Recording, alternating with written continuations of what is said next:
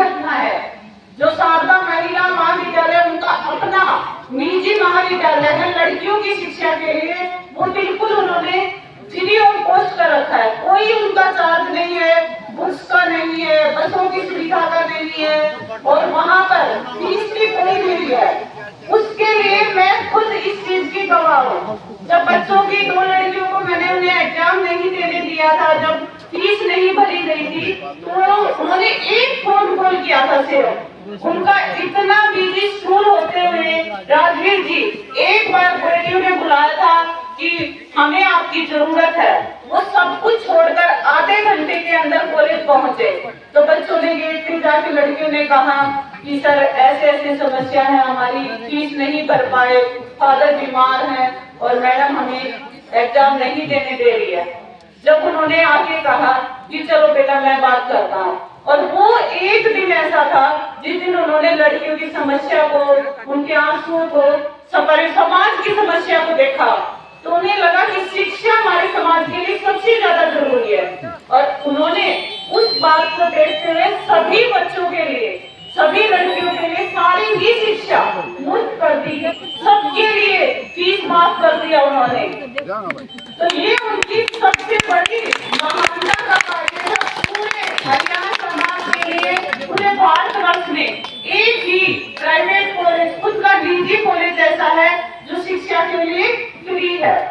और हम सबको ये पता है उन्होंने कन्यादान मुहिम, बस की मुहिम, ये सब तो बहुत पहले से चला रखी है। लेकिन बात आती है आप उनकी, अगर वो तो आप सब मिलकर कांग्रेस सरकार को बनाते हैं, राजवीर पटेल जी को हाथ के निशान पे बटन दबा के उनको विजयी बनाते हो, तो वो आपको जो जो सुविधाएं देंगे वो अभी हम सब आपसे डिस्कस करेंगे। और अब मैं आपका ज्यादा समय न लेते हुए डॉक्टर रीतू से, उनकी सुपुत्री से अनुरोध करती हूँ कि वो अपने विचार रखें और आपको अपने बारे में बताएं। अपनी प्रांगण में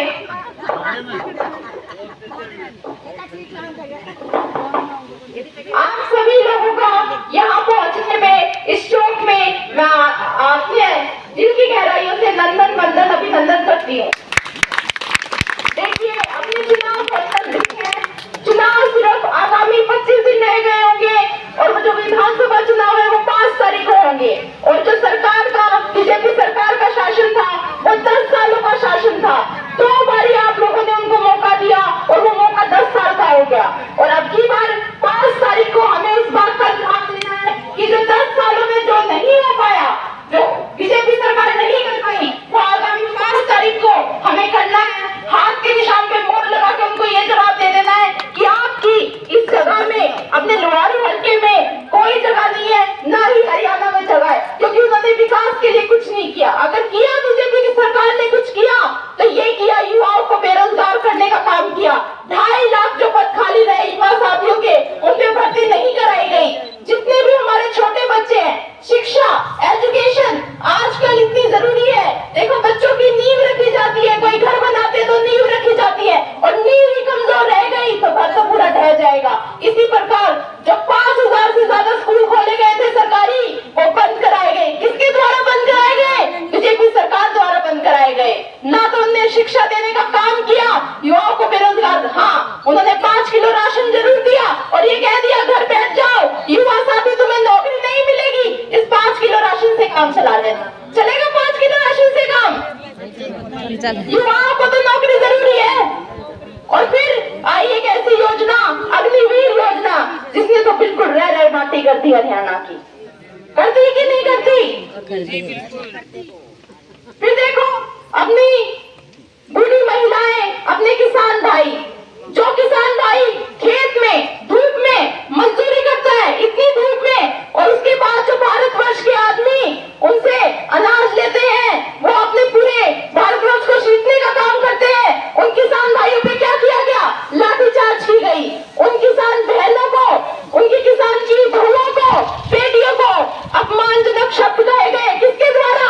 एक मंत्री द्वारा अभद्र टिप्पणी करी गई। क्या आप अपनी बहन बेटी बहू के बारे में सुन लोगे? कौन सुना? तो आने वाली 5 तारीख को इसका जवाब हमें देना है। और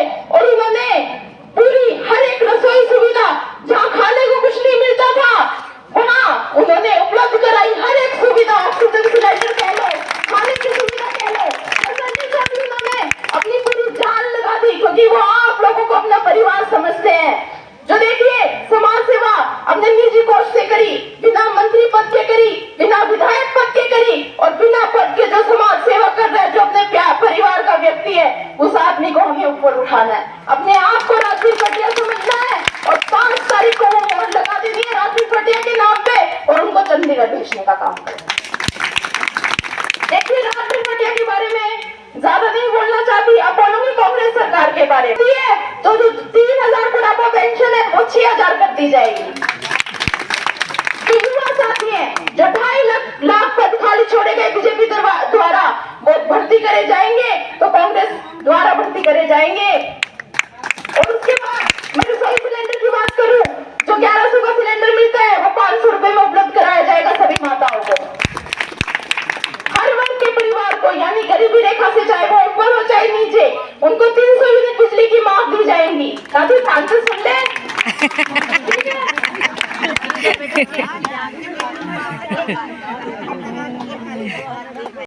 जो कांग्रेस का घोषणा पत्र है वो आपको बांट दिया जाएगा, वो आपको पढ़ना है और घर पे पढ़वाना भी है। उसमें कांग्रेस सरकार द्वारा सारी योजनाएं लिखी हुई है, सारी योजना पढ़नी है आप लोगों को। और एक योजना ये भी है जो राजवीर पटिया ने एक मुहिम छेड़ी थी, फ्री बस की मुहिम। वो सरकारी तौर पे जाके हर महिलाओं के लिए रोडवेज में, हरियाणा में वो कहीं पे भी घूमेंगी, उनका कोई किराया नहीं लिया जाएगा, बिल्कुल शुल्क है। वो हर दिन अपना रक्षाबंधन बना सकती है, ठीक है? तो रोज मत नहीं हो जाना। अब देखिए, आपकी बेटी कह लो, पोती कह लो, बहन कह लो, इसको आश्वासन दिला दो हाथ खड़ा करके कि 5 तारीख को आप वोट डालोगे तो हाथ के निशान पे वोट डालोगे। पक्की बात है, खड़े कर लो दोनों। भाई मीडिया वाले रिकॉर्ड कर ले इस बात को। पक्की है? ठीक है जी, बहुत बहुत धन्यवाद आप